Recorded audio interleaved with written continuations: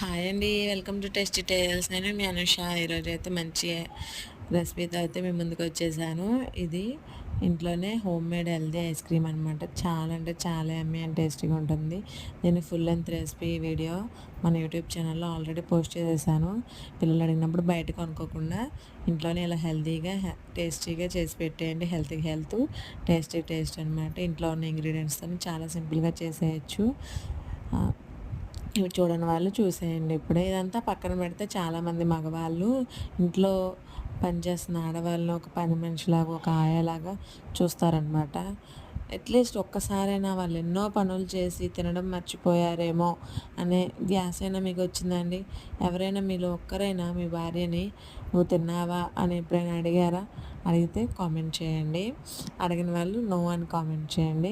Video కావాలంటే YouTube ఛానల్లో చూసేయండి. వీడియో నచ్చితే ఒక లైక్ వేసి సబ్స్క్రైబ్ చేసుకోండి.